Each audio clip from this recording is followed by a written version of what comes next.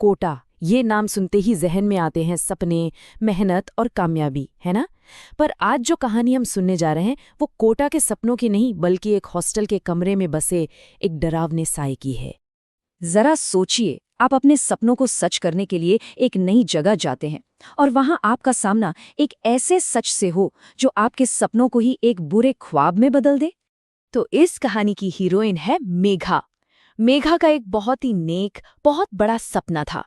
वो अपने गांव में एक अस्पताल बनाना चाहती थी, गरीबों का मुफ्त में इलाज करने के लिए, और बस इसी इरादे के साथ वो कोटा आई थी। मेघा अपने माँ बाप की इकलौती लाडली बेटी, पढ़ाई में तो हमेशा से ही नंबर 1 रही और दिल की एकदम भोली भाली सीधी सादी।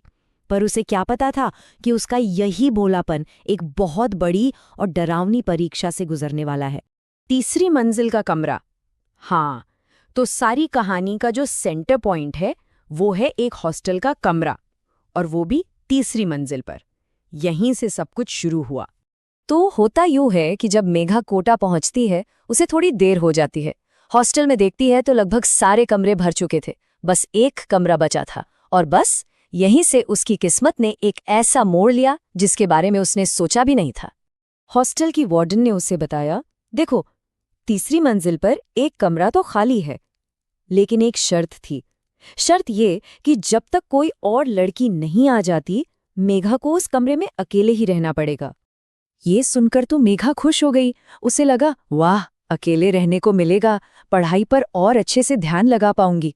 बेचारी, उसे क्या मालूम था कि जिस अकेलेपन को वो एक वरदान समझ रही थी, वही उसकी जिंदगी का सबसे बड़ा डर बनने वाला था।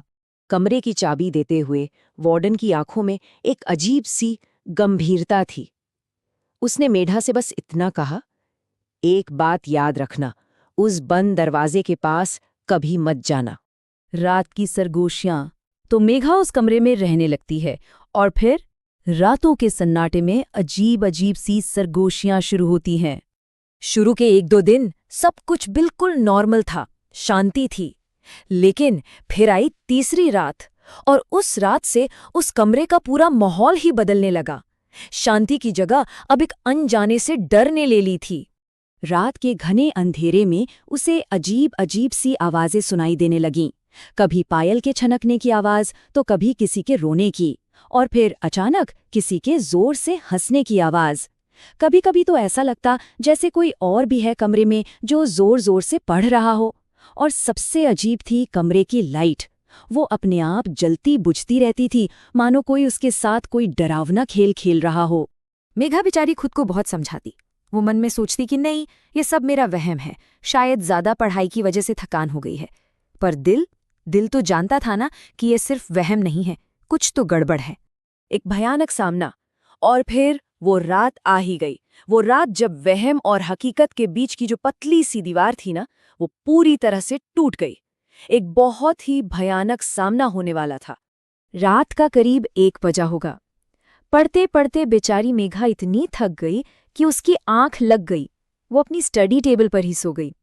सोचिए, उस वक्त वो उस कमरे में बिल्कुल अकेली थी, और सबसे ज्यादा कमजोर भी। तभी एक ठंडी सी हुक्म देने वाली आवाज ने उसे नींद से जगा दिया। आवाज कह रही थी, उठो और पढ़ो, तुम ऐसे सो नहीं सकती। मेघा घबरा कर उठती है, और जो मंजर वो सामने देखती है, उसे देखकर उसकी तो जैसे सांसें ही रुक जाती हैं। ठीक उसके सामने वाली कुर्सी पर एक लड़की बैठी थी, आंखें एकदम लाल, बाल बिखरे हुए, एक भयानक चेहरा। मेघा को अपनी आंखों पर यकीन ही नहीं हुआ। उसने सोचा ये सपना है। उसने जोर से अपनी आंखें मलीं, और जब दोबारा खोली तो कुर्सी खाली थी। वो गायब हो चुकी थी। तो क्या ये सच था या फिर सिर्फ एक डरावना सपना? वो बेचारी अभी खुद को संभालने की कोशिश ही कर रही थी कि खटाक, अचानक कमरे की लाइट चली गई। चारों तरफ घना सन्नाटे वाला अंधेरा छा गया, और उसी पल कोई उसके कमरे का दरवाजा जोर जोर से पीटने लगा। धड़ाम धड़ाम धड़ाम, इतनी जोर से जैसे कोई किसी भी हाल में अंदर आना चाहता हो। और कहानी यहीं खत्म हो जाती है, एक ऐसे अनसुलझे सवाल के साथ जो शायद आज भी उस हॉस्टल के गलियारों में गूंजता होगा कि आखिर दरवाजे के पीछे कौन था।